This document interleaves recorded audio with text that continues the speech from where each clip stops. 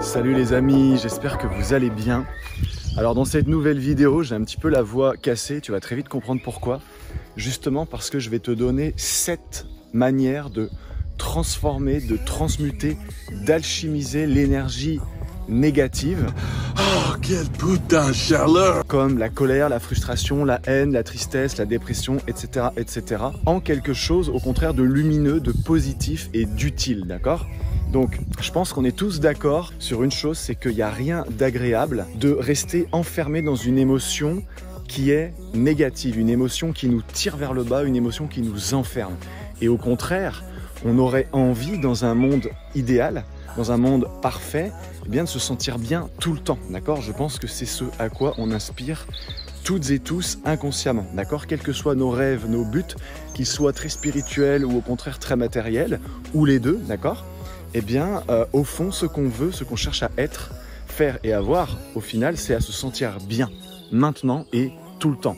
Mais il arrive que, à certains moments, eh bien, pour des raisons X ou Y, on soit pris eh bien, par des émotions de tension, de frustration, de colère, etc., etc.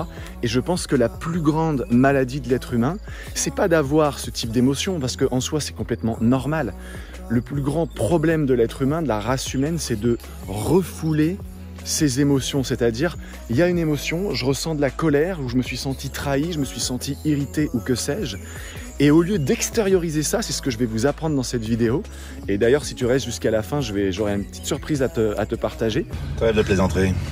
Au lieu de transmuter ça, de le transformer, on a tendance à faire quoi ?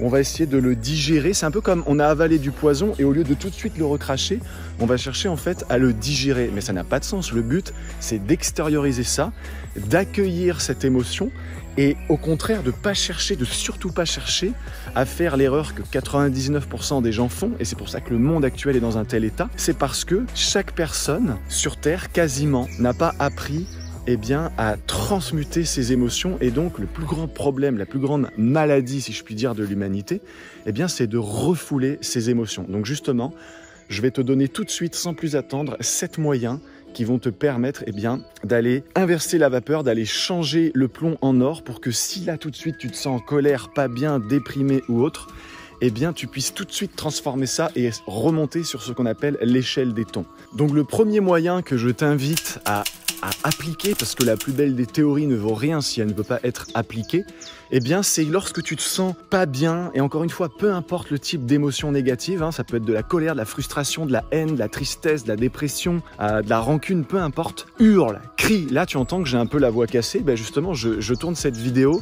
parce qu'aujourd'hui m'est arrivé quelque chose, tu vois, c'est très rare aujourd'hui que quelque chose d'extérieur ou d'intérieur puisse me faire, sortir de mes gonds, mais ça arrive. Au nom de quoi est-ce qu'on devrait toujours montrer bonne figure ? Parce qu'on a une image à tenir, parce qu'on est quelqu'un de spirituel et que être spirituel, ça veut dire qu'il faut jamais extérioriser ce qui est en nous. Si on n'extériorise pas nos émotions, ça nous bouffe littéralement.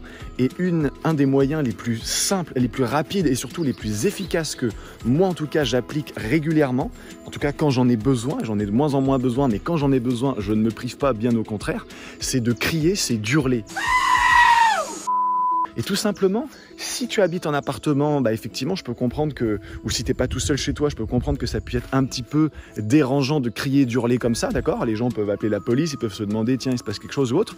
Tu n'as pas d'excuse, tu prends un coussin et tu hurles dans ton coussin, tu hurles dans ta main, tu vois, comme ça, il n'y a pas de souci. Moi, tout à l'heure, ça m'est arrivé, tu vois, j'étais en train de tourner une super vidéo, j'y mets tout mon cœur et je me rends compte, après avoir terminé, qu'à la moitié, ça a coupé. Ça m'a énervé, tu vois, alors qu'en temps normal, j'aurais rigolé, j'aurais dit, j'aurais l'occasion de faire mieux, mais tu vois, ça m'a énervé. La première chose que j'ai fait, j'ai crié comme ça, j'ai hurlé, je me suis pas demandé qui était autour, peu importe, tu vois. J'ai extériorisé ça par le cri, et ça, je peux te dire que ça diminue quasiment de moitié l'intensité que tu ressens sur le moment. C'est super puissant. Tu peux aussi prendre ta voiture et hurler dans ta voiture. Tu vas faire un tour dans ta voiture, tu serres bien fort ton volant et tu hurles comme ça. Mais toi, tu hurles, tu peux même jurer. Y a, pareil, au nom de quoi est-ce qu'il faudrait pas dire de gros mots ? Cocksucker motherfucking son of a bitch!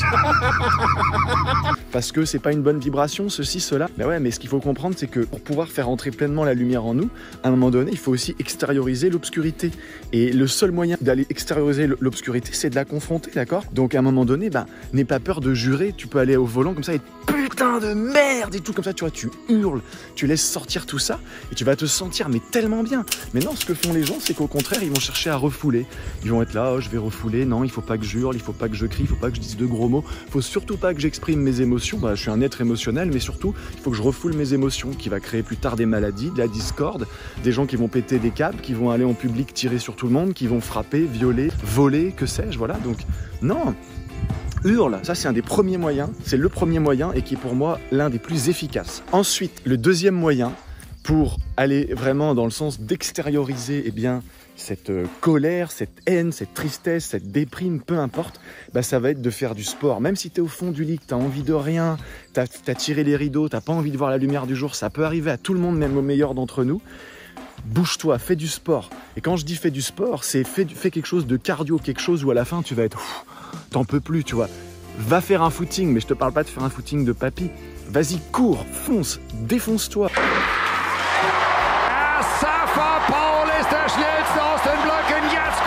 Fais du crossfit, fais des pompes, fais plein de pompes, fais des exercices, fais des abdos, fais des tractions, fais quelque chose où vraiment t'en peux plus. Donne-toi quasiment aucun temps de récupération entre tes séries de pompes, tes séries d'abdos ou que sais-je. Il faut vraiment que tu te déchires, tu vois, que tu arrives au point où... t'en peux plus. Et en fait, à un moment donné, tu vas voir que tu vas tellement te défoncer au sport. Le sport, c'est un super moyen d'extérioriser, justement de faire sortir ce qui en toi est gênant, tu vois. Parce que justement, à un moment donné, tu vas complètement oublier. Tu vas te dire, mais pourquoi j'ai commencé à faire du sport? Ah oui, c'est vrai que j'ai pété un plomb parce que machin. Ouais, mais là, je me sens super mieux, tu vois. Donc ça, c'est un deuxième moyen qui est super intéressant. Et je te recommanderais aussi un sport qui est extraordinaire. Ce sont tout type d'arts martiaux. Et idéalement, des arts martiaux où tu as un contact.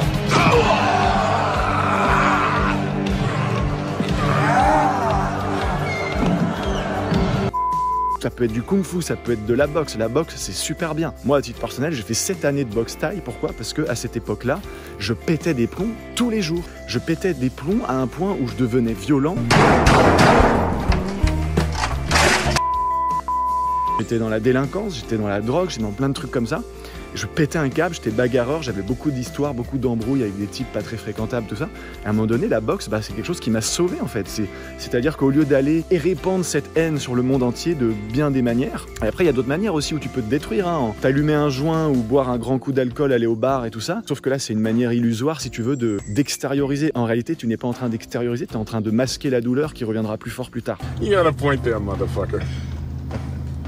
Mais tu vois, les sports de combat, c'est quelque chose qui peut vraiment t'amener à canaliser énormément. La plupart des boxeurs que j'ai rencontrés dans ma carrière, si je puis dire, de boxeur, c'était des gens qui à la base étaient violents et qui sont devenus à la fin doux comme des agneaux. Alors ça peut paraître paradoxal, mais très souvent, les grands boxeurs acquièrent une grande sagesse parce que justement ça les rend sages et humbles et jamais plus ils iraient se bagarrer dans la rue. Ou alors ce serait seulement pour sauver, défendre quelqu'un. Voilà. Le troisième moyen que je peux te donner, donc là ça rejoint un peu le point précédent avec le sport et les arts martiaux, c'est achète-toi un punching ball.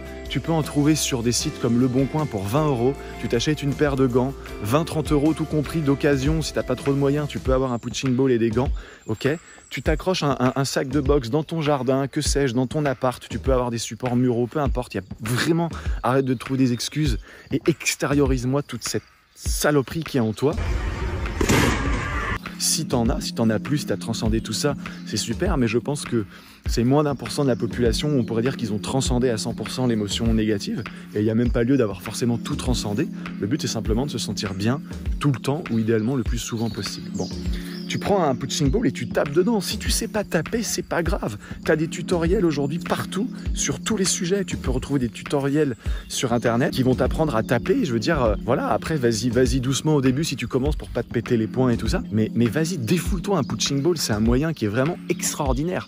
Donc maintenant, un quatrième moyen que j'ai appris dans certaines sociétés, on va dire, quand j'étais un initié, voilà, pour ceux à qui ça va parler, c'est tout simplement le principe de la batte de baseball. Tu prends une batte de baseball et tu vas pas dans la rue taper sur tout le monde ou détruire des choses. Le principe de la batte de baseball, en réalité, c'est tout de suite, ça peut te faire penser, mais attends, c'est un truc de dingue ce que tu es en train de nous dire. Non, en fait, tu prends une batte de baseball, tu vois, et tu vois là, par exemple, sur le sol ici, tu l'éclates par terre. Je te dis pas d'aller casser un arbre, l'arbre il t'a rien demandé, je te dis pas d'aller casser des objets, je te dis pas d'aller casser ton bureau, tes meubles ou quoi que ce soit, et encore moins ceux des autres, mais tape sur le sol. ou tape contre un mur. Bon, idéalement pas le mur de chez toi parce que je pense que tu auras des problèmes avec ton propriétaire. Mais tu vois ce que je veux dire? Défoule-toi, défoule-toi. Ce principe de batte de baseball, tu peux aussi l'appliquer à, par exemple, tu es dans ta chambre, tu as ton lit qui est là, et tu tapes sur ton lit comme ça, tu hurles, tu tapes dessus, et tu penses bien à ce qui t'énerve quand tu tapes. Hein. Le but, c'est pas de taper et puis de faire semblant de... Non, le but, c'est d'extérioriser ce qui est en toi, qui t'énerve, qui t'opprime. Tu vois, tu le fais sortir. Et en fait, l'idée de tous ces exercices que je suis en train de te partager là, ce qu'il y a au fond de tout ça, en fait, c'est d'arriver à faire sortir, d'aller extraire ce qui te bouffe, ce qui te ronge. Et il y a certaines personnes qui sont engluées depuis des dizaines d'années dans quelque chose qui les bouffe tellement qu'ils s'en rendent même plus compte. Tout ce que je suis en train de dire là, ça va surtout fonctionner quand c'est en train d'arriver, quand l'émotion elle est dans l'instant présent. Maintenant, si elle s'est installée depuis tellement longtemps que tu es quelqu'un qui a plus du tout d'émotion, ça j'ai vu ça beaucoup dans les workshops qu'on a pu donner sur l'énergie de chi avec notre grand maître, etc. C'est que tu as des gens, ils ressentent pas l'énergie et ils remettent en question l'enseignement en se disant ouais bah je comprends pas, je ressens rien. Bah oui, mais tu ressens rien parce que tu t'as tellement refoulé dans toute ta vie que tu t'autorises plus à ressentir rien du tout. C'est une manière de se protéger. Je ressens plus les émotions négatives, donc je me protège, mais d'un autre côté, je ressens plus les émotions positives, je ressens plus la beauté de la vie, etc. Donc c'est un peu dommage, tu vois. Et il faut pas en arriver là. Mais cela dit, si tu arrives à repenser à toutes les choses qui t'ont énervé dans ta vie, tu peux les extérioriser de cette manière-là. Même si je te dirai à la fin de la vidéo ce qu'est la finalité de tout ça. Le 5e moyen d'extérioriser, de canaliser, ça va être de faire ce qu'on appelle de l'expand and condense, donc expandre et condenser. Donc ça, c'est un exercice qui nous a été transmis par notre grand maître Grandmaster Tsai, ok. Et c'est un exercice tout simple qui consiste en fait à, tu vois, t'es comme ça, t'es détendu, ok. Tu vas prendre une grande inspiration, tu vas t'ouvrir comme ça en grand et tu vas contracter tous les muscles de ton corps. Allez, c'est parti mon kiki. Donc là je le fais que d'un bras, mais en réalité j'aurai mon autre bras à côté qui sera en train de faire la même chose. Et tu vas tout ramener au centre comme ça en condensant, donc en contractant tous tes muscles du haut de ta tête jusqu'au bas de tes pieds. C'est-à-dire que si j'arrive derrière toi, que je te touche le dos, les fesses, les jambes, les pieds, partout, tu dois être dur comme du béton. Donc tu vas partir comme ça, tu vas t'expandre comme ça, doucement, smooth, tout ça. Yin, tu vois, et d'un coup tu vas ramener, tu vas être très yang, tu vas tout contracter et tu vas expirer avec ce son là, tu vas faire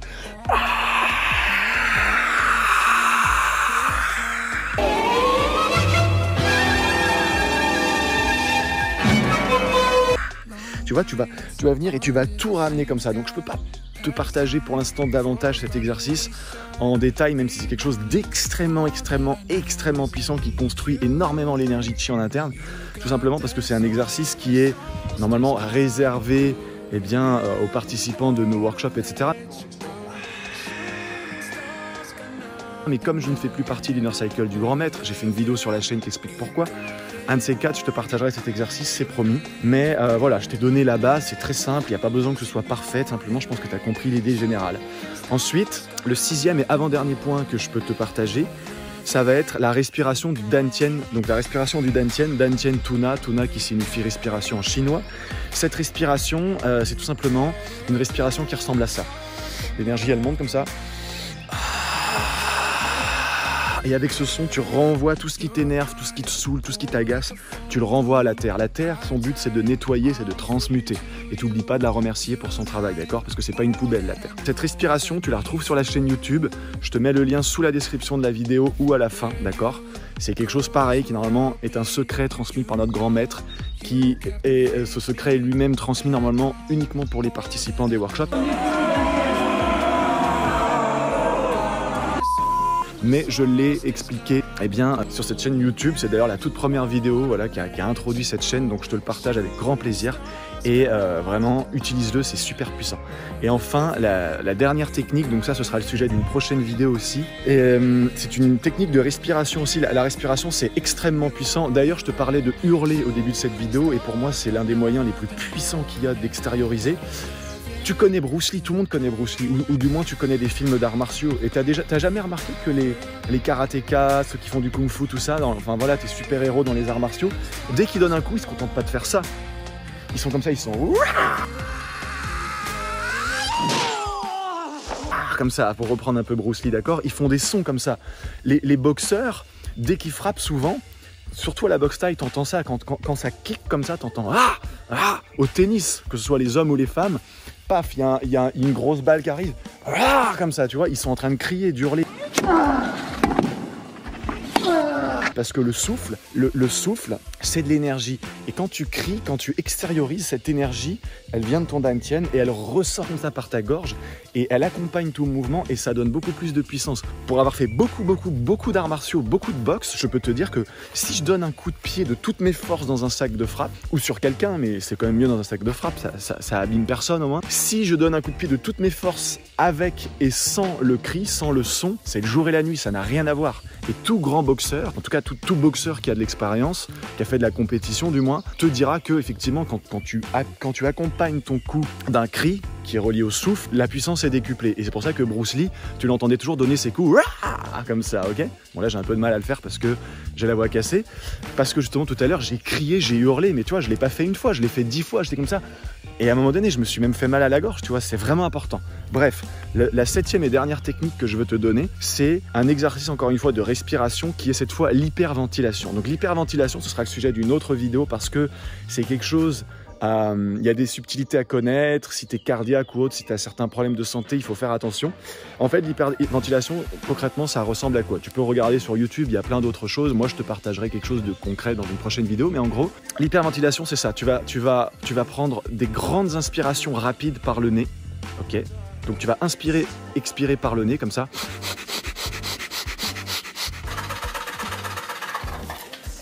Tu vas le faire très rapidement. Et au bout d'une trentaine de fois, tu vas bloquer. Donc très rapidement, en accéléré, ça donne ça.